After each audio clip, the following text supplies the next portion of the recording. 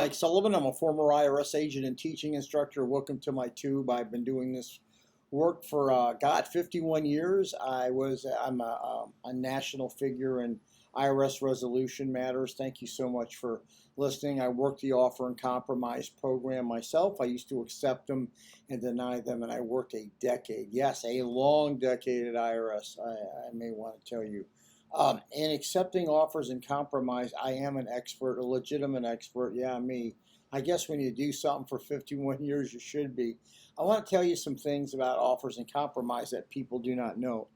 It's what IRS does not want you to know. It's not so much they don't want you to know, as they don't really publicize this, and you need to know this. So let's say I'm working your offer right now, and I have it on my desk to work, and I have to decide whether I want it or not. What am I looking at when I first get that offer and compromise? What am I really looking at? Well, I'm looking at your offer. On my desk, I can pull up your tax returns for the last 3 to 6 years. I can look at them. What am I looking for when I look at your return?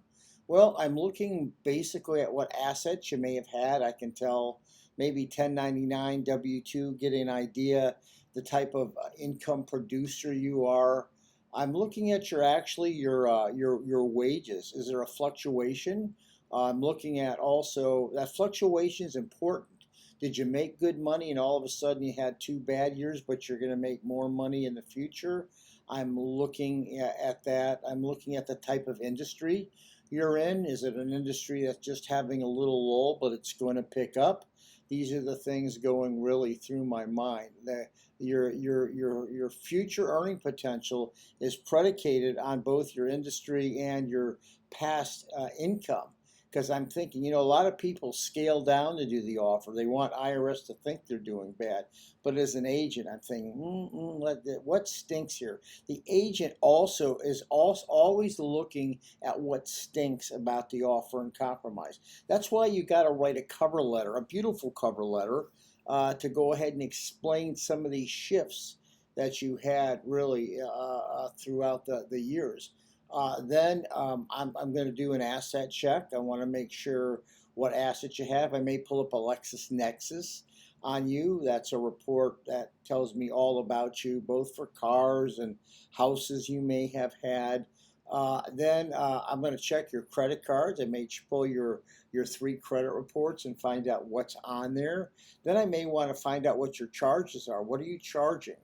Do you have asset purchases? Are you keeping up with credit? Are you behind on credit? I'm checking your age. I want to know how many years of good earning potential you have. Your education. You have the ability to make money, or are you a more middle class that you just work, do whatever you're going to make. Maybe, make a couple thousand here, make a couple thousand there. You're making solid money. I'm looking at all these things. So I'm just not looking at that piece of paper. My job as an offer examiner is to look for the stink. Now, I used to sign off on when people would work up their offers.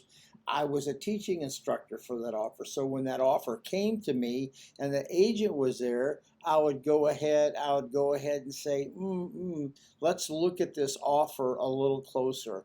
Like if you were 26 years old, I'd be more likely not to accept the offer.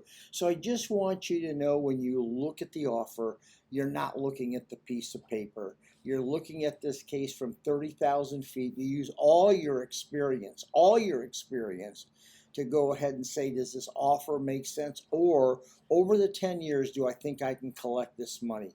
Anyway, that's the mind of the offer specialist. That's why I'm really good, and you should know everything I know. Those are the secrets they don't tell you. I'm an expert in the offer and compromise. You want to get your offer through, I'm probably one of the best. Give me a subscription. Thank you.